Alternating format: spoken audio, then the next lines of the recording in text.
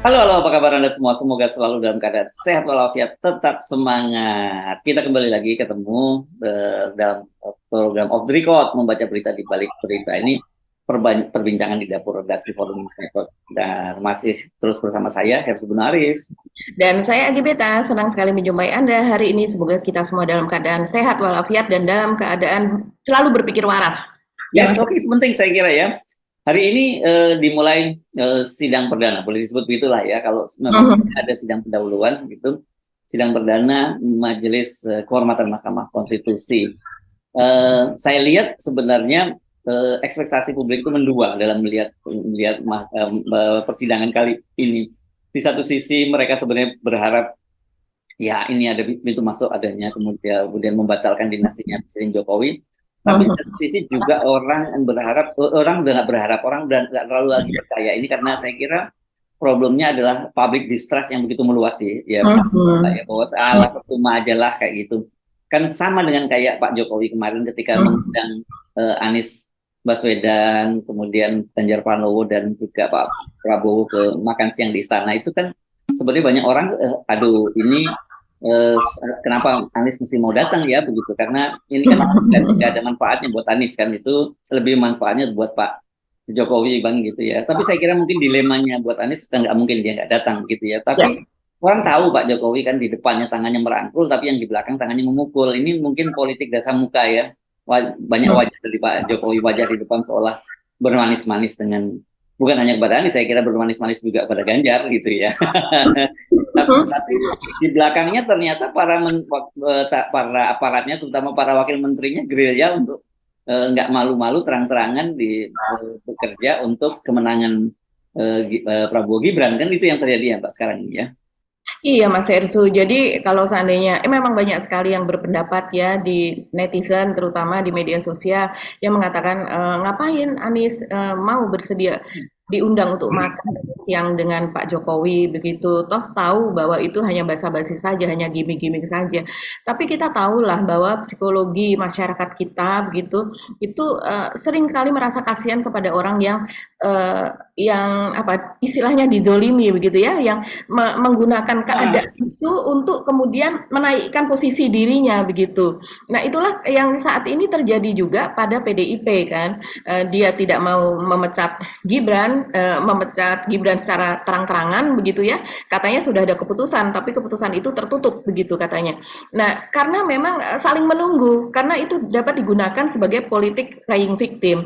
Begitu juga kalau seandainya Anies itu menolak undangan dari istana dan kemudian yang datang itu hanya Pak Prabowo dan juga Pak Ganjar, itu akan dikatakan sebagai dia tidak berbesar hati, calon negarawan kok seperti itu, picik dan sebagainya. Karena walau bagaimanapun lawan itu adalah tetap saudara kita kan, temanya seperti itu untuk pemilu yang bersih, pemilu yang apa namanya Mas Irsu yang berkeadilan, terus kemudian juga pemilu yang uh, apa saling saling merangkul lah begitu. Walaupun kenyataannya kita kalau kita melihat. saya kira bukan hanya kenyataan, kita pastikan bahwa pemilu itu akan curang. Itu udah Iya, pasti.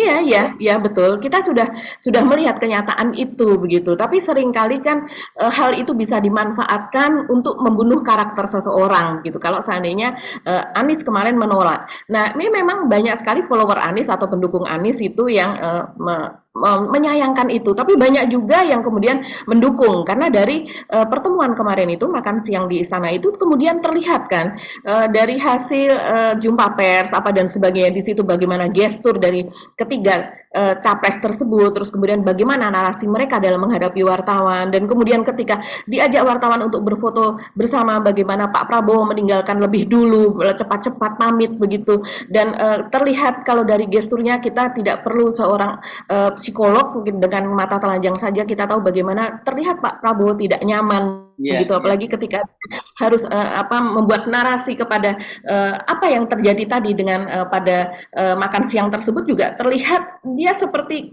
kehilangan ide gitu ya, Ya, ya, kehilangan. karena yang diomongin justru soal makanan kan gitu. Sebenarnya Ganjar juga tadinya begitu dan terlihat ketika kan yang pertama kali bicara Pak Prabowo, kemudian Anies, dan bawahnya Anies cukup panjang bicara dan masih banyak pertanyaan dari wartawan. Saya perhatikan Pak Prabowo langsung Ganjar dong, Ganjar dong. Jadi dia coba motong supaya Anies jangan terlampau menguasai forum jumpa pers kemarin, dan memang kelihatan yang rileks memang dua orang ya, kelihatannya Anies sangat rileks, Ganjar juga rileks, tapi seperti biasa Ganjar kan tidak ada substansi ya kalau bicara kan, ya hal-hal yang remeh gitu yang dibicarakan. Betul. Ya kan ini memang generasi digital banget kalau si Ganjar yang terbiasa ngomong cuma 140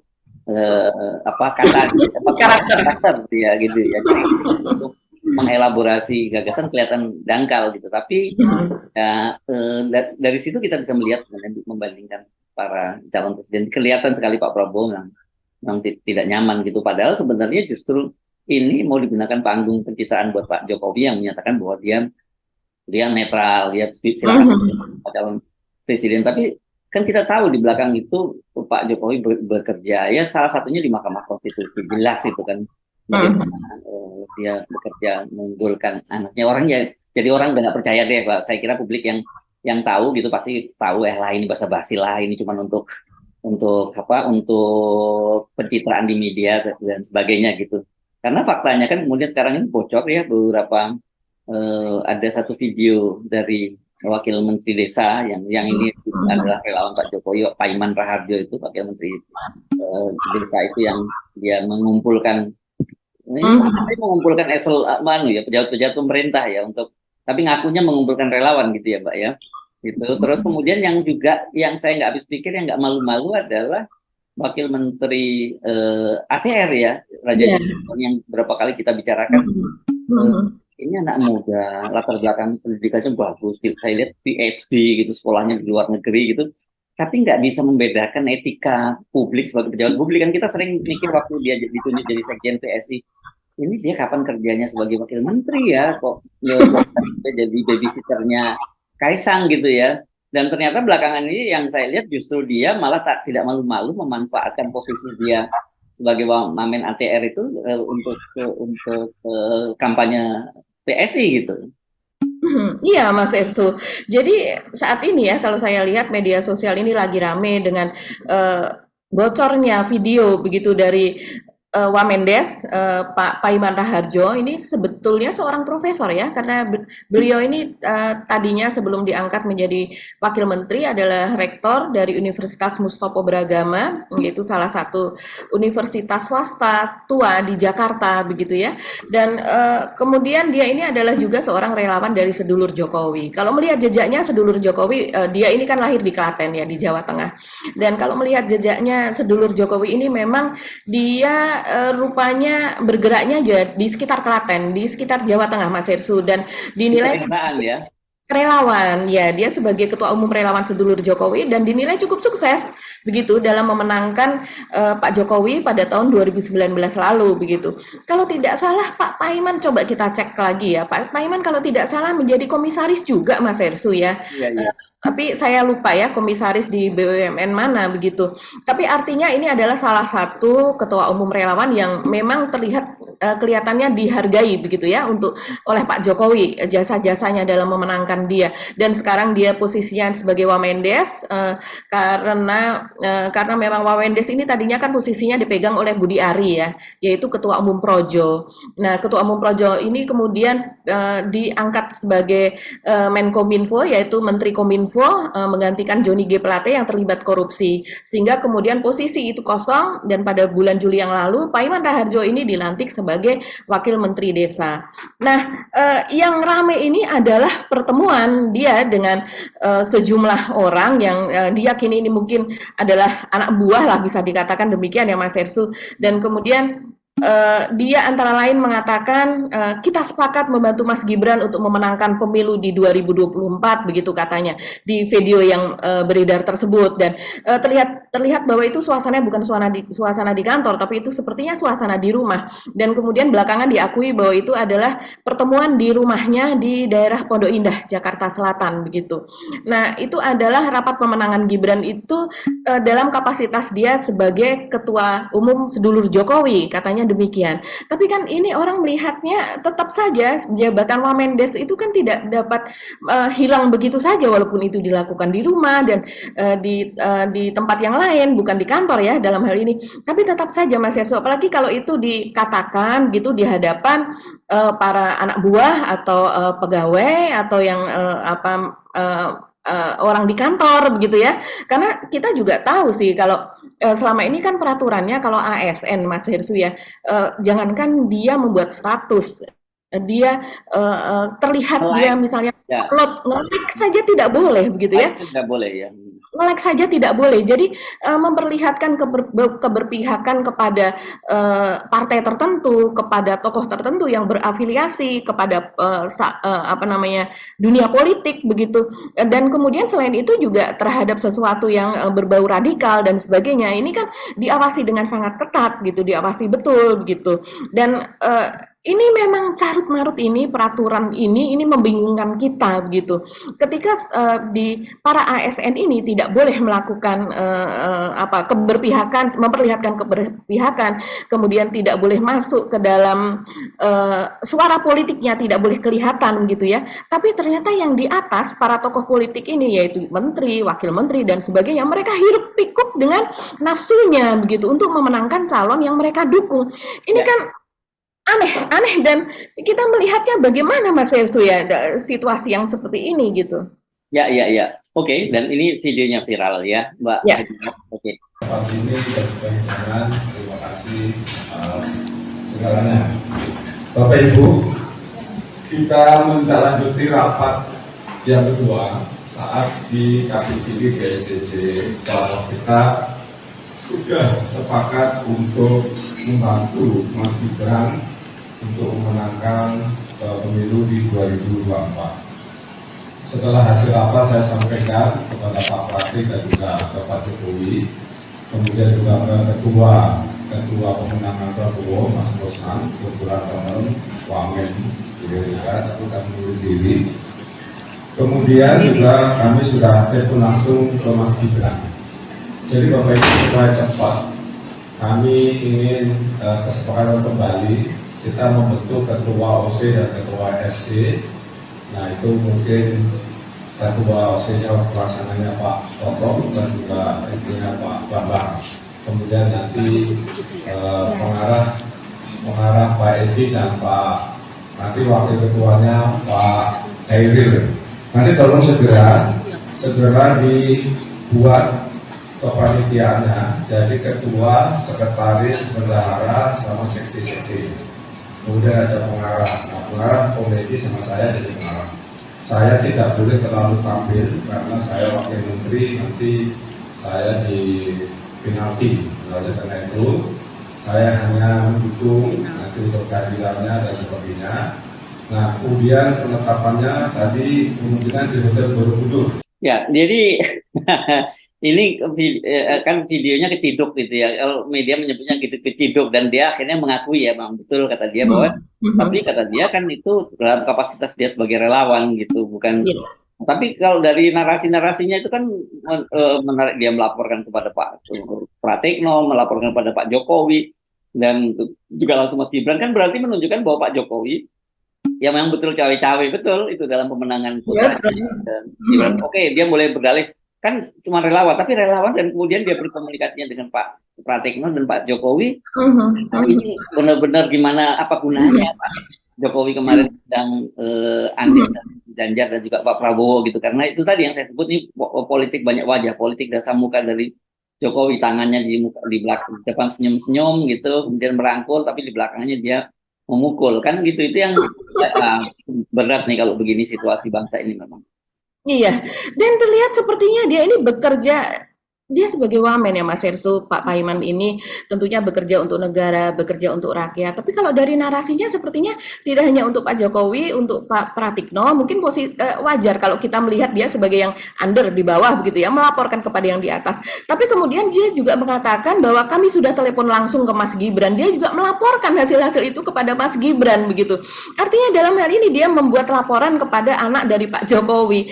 Ini kan ini memang hamba sahaya lah ini namanya sebenarnya, ini hamba saya keluarga gitu, bukan pejabat negara ya.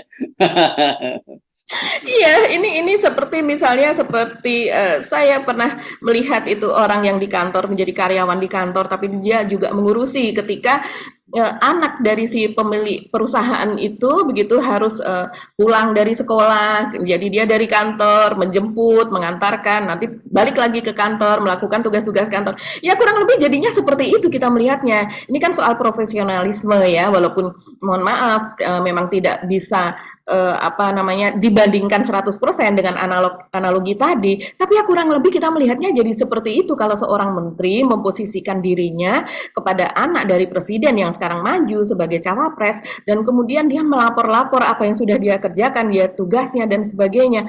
Dan ini mungkin kalau saya tidak bocor kita juga tidak tahu bahwa kejadiannya itu seperti ini. Nah, bagaimana kemudian sekarang dengan komitmen untuk pemilu yang netral, pemilu yang adil, pemilu yang bersih begitu. Ini pertanggungjawabannya kan sangat berat Mas Hersu sebetulnya. Ketika seorang wasit, yaitu Pak Jokowi dalam hal ini kan seorang wasit, tapi wasit yang menjadi pemain, ini bagaimana di dunia olahraga pun wasit yang menjadi pemain, orang itu pasti akan kecewa begitu ya terhadap hasil pertandingannya pun mereka juga akan tidak percaya. Begitu juga yang akan terjadi dengan pemilu kita kalau seandainya Pak Jokowi masih tetap meneruskan gaya-gaya yang seperti ini gitu. Ya, oke.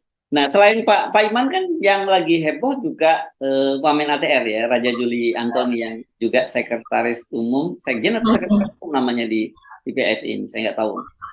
Sekjen Mas Hersu. Sekjen ya. Itu lagi ramai juga ya Mbak ya, ini dia sambil rupanya kerja terus memanfaatkan fasilitasnya untuk konsolidasi PSI dan kampanye juga gitu ya. Iya, betul sekali. Jadi ceritanya Raja Juli Antoni ini kan pergi dalam rangka dia juga sebagai wamen kan, ini wamen ATR, Agraria dan Tata Ruang begitu, sehingga dia bertugas ke NTT yaitu ke Provinsi Nusa Tenggara Timur untuk membagikan sertifikat PTSL dan juga sertifikat wakaf gitu kepada masyarakat begitu Mas Hersu. Nah, PTSL ini kalau kita tahu itu adalah semacam sertifikat dulu zaman Pak Jokowi pada tahun 2000 menjelang 2019, mungkin kita masih ingat 1 tahun sebelumnya juga Pak Jokowi rajin untuk bagi-bagi sertifikat seperti ini begitu. Dan kita tahu memang dampaknya itu cukup besar Mas Hersu. Orang yang menerima sertifikat semacam ini yaitu sertifikat yang misalnya pada sebuah daerah itu untuk pertama kalinya mengajukan permohonan sertifikat begitu dan kemudian secara berkelompok begitu ya mereka mengajukan itu kepada BPN gitu dan kemudian dibuatkan sertifikatnya itu disebutnya sebagai sertifikat PTSL begitu. Nah, ini dia membagikan itu kepada masyarakat Nusa Tenggara Timur, Raja Juli Antoni. Yang menarik Mas Hersu, ini kan dia bertugas pada tanggal 27 hingga 28 gitu ya, yaitu hari Jumat dan hari Sabtu pekan yang lalu begitu. Dan kemudian pada hari pertama tanggal 27 saja dia ketika mendarat di sana di NTT itu dia sudah mencuit pagi hari ini sekitar 6:40 pagi lah begitu. Nah, dia mengatakan seperti ini, selamat pagi, selamat Prabowo Gibran. Jadi artinya pagi itu adalah singkatan dari Prabowo Gibran. Mendarat di Kupang, hari ini di Kupang saya akan membagikan sertifikat PTSL dan wakaf kepada masyarakat. Semoga pagi kawan-kawan semua penuh berkah begitu. Dan kata paginya itu dipakai huruf besar semua karena itu merupakan singkatan gitu ya, singkatan dari Prabowo Gibran. Kemudian dia pakai memakai @psi.id, @gerindra, @prabowo dan @gibran_tweet. Jadi ini semua dia mention atau semua dia tandai ini, baik Gibran, Gerindra, Prabowo maupun PSI. Padahal Laporan juga berarti ini ya, laporan gue di sini loh gitu ya. Padahal kalau dilihat dia ini bertugas dalam rangka kapasitasnya sebagai wamen ATR, agraria dan tata ruang tentu saja. Dan kalau kita melihat seperti ini tentunya biasanya seorang wamen ya Mas Hersu, ini ya sama seperti kita lah kalau kita sedang bertugas keluar kota, semuanya kan ditanggung oleh perusahaan. Dalam hal ini wamen ya pasti ditanggung oleh negara. Jangankan wamennya, nanti dia punya ajudan, dia sekretaris, kalau dia pergi bersama rombongan itu semuanya ditanggung begitu kan. Dan ini adalah sebuah tugas negara. Tapi dia melaporkan kepada orang-orang tersebut. Ini mendapatkan mendapatkan apa ya Mas Hersu, tanggapan yang sangat-sangat negatif bahkan dari masyarakat Nusa Tenggara Timur sekalipun gitu. Saya mengikuti salah satu akun X atau akun Twitter bernama Kawan Baik Komodo. Ini adalah salah satu LSM yang isinya adalah para aktivis di NTT yang mereka ketika itu melakukan perlawanan ketika Pulau Komodo itu akan dijadikan sebuah destinasi pariwisata yang mewah internasional begitu, semacam itu, yang tiketnya pun orang untuk masuk ke situ sekian juta begitu, dan situ akan dibangun resor mewah apa dan sebagainya. Tapi ternyata itu mengorbankan keberadaan masyarakat setempat, adat dan sebagainya, tanah dan sebagainya, persis seperti yang di Rempang. Nah, ini masyarakat Kawan Baik Komodo ini mencuit menanggapi cuitan dari Raja Juli tadi. Dia mengatakan demikian: pamer berderet-deret gelar akademik, otak dan etik tidak dipakai. Perjalanan dinas, dibayar pajak publik, kampanye partai dan kubu pilpres. Apakah kekonyolan seperti ini akan terus dirawat? Kemudian dia menandai Bawaslu RI, kpu.id _ID, NTT Bawaslu, KPU NTT dan sebagainya begitu. Ini banyak sekali tanggapannya sih Mas Hersu, kalau dibacakan ini tidak akan selesai, tapi saya bacakan beberapa saja. Saya bayar pajak, susah-susah buat membiayai perjalanan dinas, tim ses, gila memang negeri ini begitu. Terus kemudian ini karena perjalanannya selama beberapa hari ya, Raja Juli ini juga dia memposting begitu, kalau di X disebutkan sebagai repost begitu. Ini justru dia menelanjangi dirinya sendiri sebetulnya.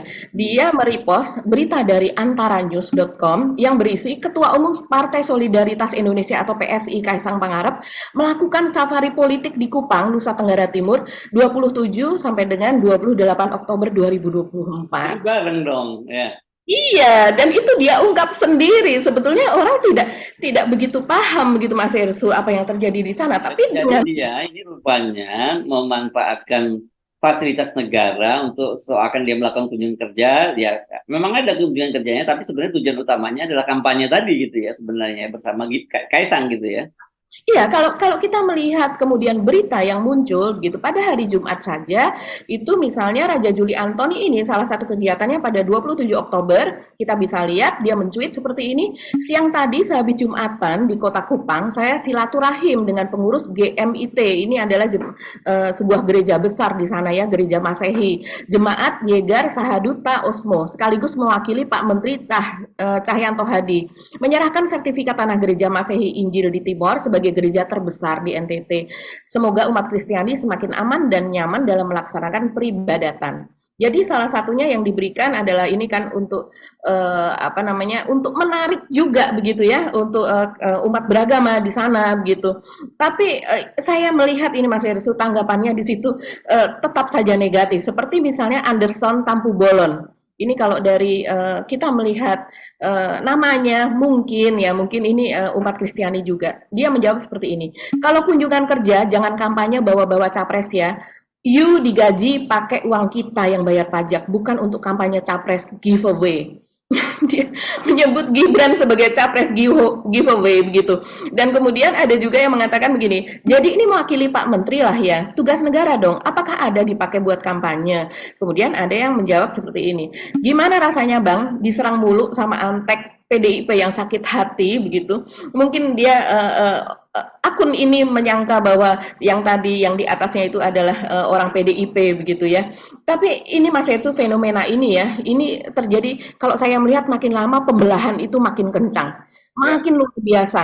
Jadi justru pembelahan itu antara saat ini ya yang terjadi perang begitu di media sosial yang sangat keras dan kuat, itu justru dari kubu Pak Ganjar Pranowo Mahfud dan Prabowo Gibran. Ya. Jadi beralih memang, satu isunya lagi politik identitas tapi jadi politik dinasti. Terus kemudian terjadi pembelahan, bukan lagi antara yang kalau dulu itu antara cebong dan kampret begitu, yang biasanya kampret itu diidentifikasi sebagai besar dari umat Islam atau kadrun belakangan gitu umat Islam.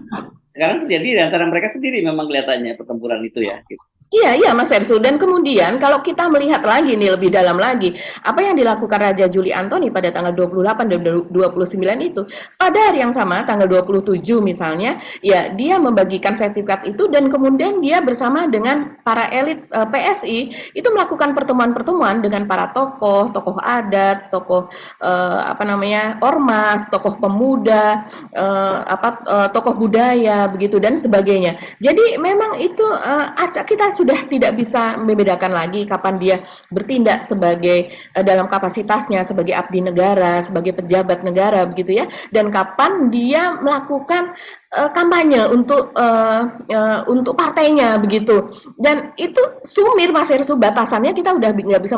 Begitu juga pada tanggal 28 Oktober esok harinya pada hari Sabtu ada pembagian sertifikat juga dan juga dengan pertemuan dengan masyarakat lainnya gitu. Kalau kita melihat hal seperti ini sepertinya hal-hal seperti ini kita khawatirkan akan terus berlangsung ya.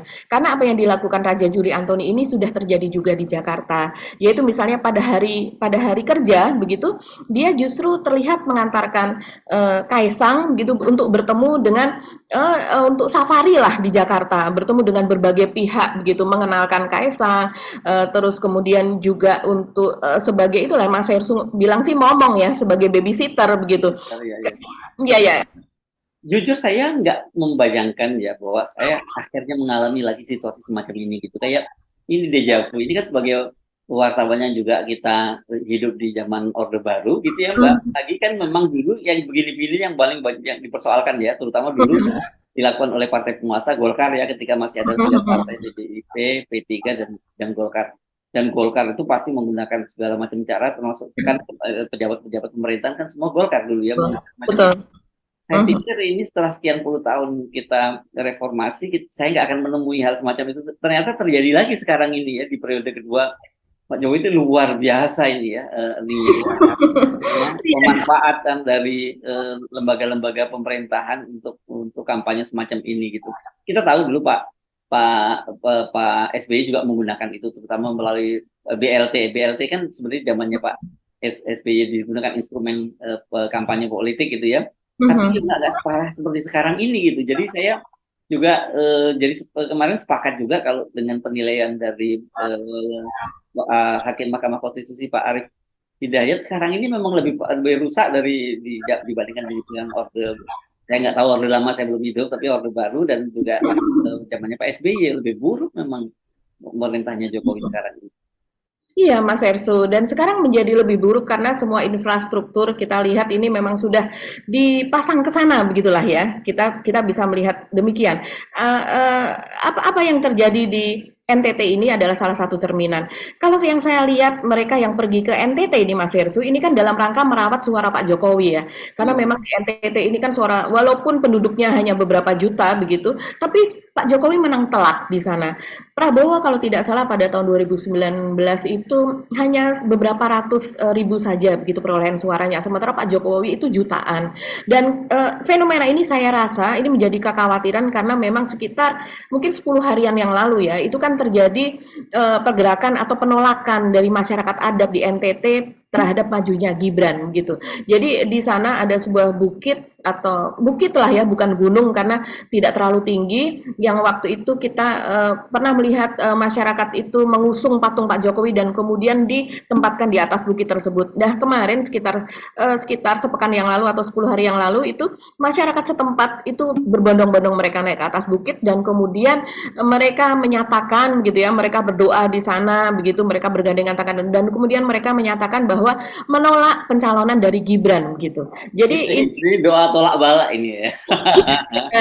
jadi mungkin itu salah satu yang cukup mengkhawatirkan ya Mas Hersu. Ini kan suara harus dijaga yang sudah ada di sana begitu dan mungkin barangkali kalau saya lihat memang ini adalah target dari PSI. Ini salah satu target PSI. Mungkin dia ingin meraih suara itu di NTT begitu. Karena kalau sekarang ini kalau Mas Hersu tadi mengatakan bahwa sekarang ini kayaknya lebih berat ya daripada Orde Baru begitu kan, Orde Lama kita tidak tahu. Ya memang lebih beratnya itu karena memang dan paling konyol saya rasa sesudah terjadi reformasi, yaitu karena memang para PLT, pejabat-pejabat setempat begitu, seperti gubernur, bupati, wali kota, itu kan memang hasil ditunjuk oleh pusat gitu. Kalau dia bukan ditunjuk oleh Pak Tito Karnavian, dia juga ditunjuk langsung oleh Pak Jokowi begitu. Dan kita tahu bahwa PLT yang ada di NTT ini saya rasa ini kalau melihat Pak Ayodhya Kalake itu mantan sekretaris Kementerian Koordinator Bidang Kemaritiman dan Investasi atau Sesmenko Marves. Jadi dia memang berdarah NTT, dia berasal dari Adonara, Flores Timur begitu, dan sekarang dia menjabat sebagai PLT Gubernur NTT begitu. Jadi ini orangnya Pak Luhut juga mungkin ya, karena sebelumnya dia ada di Menko Marves begitu. Nah, ini kalau kita lihat lagi Mas Hersu, kemarin kan kita membicarakan target dari PSI begitu ya. Dan saya melihat juga hasil investigasi teman-teman yang ada di Tempo begitu, saya membaca bahwa pertemuan Pak Jokowi di malam tanggal 25 sebelum pendaftaran Gibran ke KPU bersama dengan Pak Prabowo, itu kan dia mengumpulkan relawan dan terutama di situ yang muncul adalah Bara JP begitu.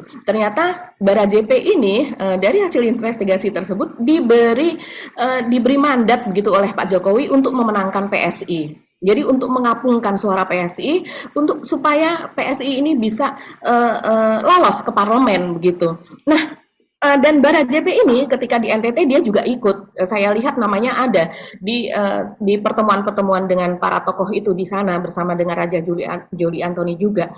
Dan saya rasa ini salah satunya kalau yang kita lihat kemarin ya, suara PSI ini kan juga sepertinya ingin diapungkan juga di Jawa Tengah, karena di mana di Jawa Tengah ini relawan Pak Jokowi juga termasuk kuat, walaupun Jawa Tengah juga adalah kandang banteng begitu. Jadi kita bisa melihat juga di sini bahwa PLT Gubernur di Jawa Tengah adalah juga Pak Nana Sujana, yaitu Pak Nana Sujana ini adalah dulu dia mantan Kapolda Metro Jaya, kalau saya lihat riwayatnya pernah menjadi Kapolda Sulawesi Selatan juga kalau tidak salah ya Mas Hersu, dan ternyata pada tahun 2010 dia juga menjabat sebagai Kapolres Surakarta ketika Pak Jokowi masih menjabat sebagai wali kota. Nah, penempatan ini dan kemudian Pak Jokowi sendiri yang menunjuk Pak Nana Sujana ini supaya menjadi PLT Gubernur di Jawa Tengah, inilah yang perlu kita waspadai begitu Mas Hersu.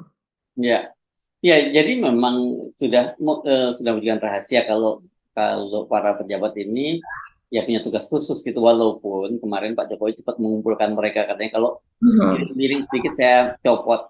Ya tapi gimana orang percaya Pak Jokowi ngomong gitu, orang dia sendiri yang melakukan hal semacam itu kan begitu ya. Jadi ya itu lip service lagi lah kita sebutnya semacam itu. Makanya tadi kalau balik lagi ke kaitannya Pak Jokowi, orang udah nggak percaya memang dengan apapun yang diomongin Pak Jokowi karena orang tahu kok maksudnya sebaliknya seperti itu. Jadi kalau sekarang kemudian banyak menteri-menteri ini yang kaget ini kan yang baru bocor dan sengaja membocorkan diri kan. Kalau Pak Paiman ini bocor, kalau Raja Juli memang membocorkan diri dengan motif-motif yang berbeda-beda, tapi sama laporannya semua cari muka ke anaknya Pak Jokowi kan. Itu sebenarnya yang Pak Paiman lapor ke Gibran, si Raja Juli juga mention Gibran, tapi maksudnya lapor bos, gue udah lakuin kerja nih di sini bos, gitu kan gitu.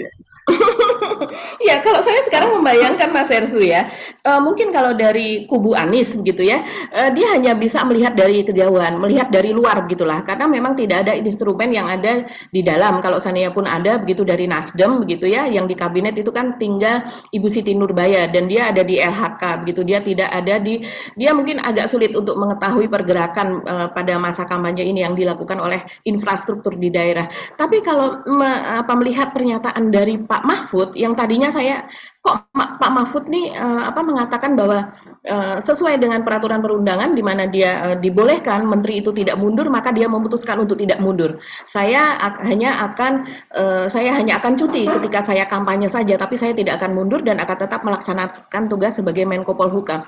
Tadinya saya kok kayak gitu. Tapi sekarang saya paham Mas Hersu ya. Pak Mahfud dalam hal ini kan pernah mengatakan bahwa sebagai Menko Polhukam saya setiap hari mendapatkan data intelijen, semua data intelijen itu juga dikirimkan kepada saya. Jadi walaupun saya di rumah saja, saya di kantor, saya tahu ada pergerakan itu di mana, ada demo di mana, terjadi eskalasi di mana, itu harus Tapi saya tidak tahu apakah nanti ketika ini Apakah sekarang masih dikirim lagi? kita tetap mendapatkan data-data tersebut. Tapi setidaknya dia memiliki jaringan dan dia masih bisa menggunakan jaringannya itu untuk mengawasi apa yang terjadi begitu kan di aparat Ya. aparat, di Pak Mahfud, kepolisian saya dan kira sebagainya. kalau mulai di stop itu data-data intelijennya, pasti ntar lagi dia akan mencuit kan, biasa Pak Mahfud seperti itu. Betul, betul. Dan itu yang saya bayangkan. Pak Mahfud ini kan tidak bisa direm gitu ya. Dan dia melakukan sesuatu ya seperti misalnya ketika dia deklarasikan di DPP PDIP, ternyata pada saat dia berpidato di situ beberapa kali dia menggunakan diksi perubahan dan dia santai-santai saja menggunakan itu, kan menurut dia itu sesuatu yang mustahil untuk tidak dilakukan perubahan gitu. Tapi seperti orang banyak dan kemudian di sosmed juga membicarakan itu, seharusnya dia tidak menggunakan itu begitu. Tapi Sekarang saya kira nggak ada pilihan juga, buat PDIP juga harus mengusung narasi perubahan. ya, Bagaimana juga harus mengusung narasi perubahan, kalau enggak orang akan tetap mengidentifikasikan mereka sebagai bagian dari kelanjutan Pak Jokowi kan begitu. iya, Jadi nggak mau. Jadi mau nggak mau. lah yang sebenarnya perubahan itu, karena yang tidak pernah tidak berubah itu ya perubahan itu sendiri kan begitu. Betul, betul, betul. Dan ini tampaknya ke depannya ini akan makin rame, Mas Hersu, karena saya rasa PDIP juga tidak akan tinggal diam begitu saja kalau seandainya situasi yang menjurus kepada kecurangan ya, sinyalemen ada kecurangan ini terus berlangsung, karena suara-suara seperti di NTT itu juga suara PDIP begitu kan? Betul. Ya.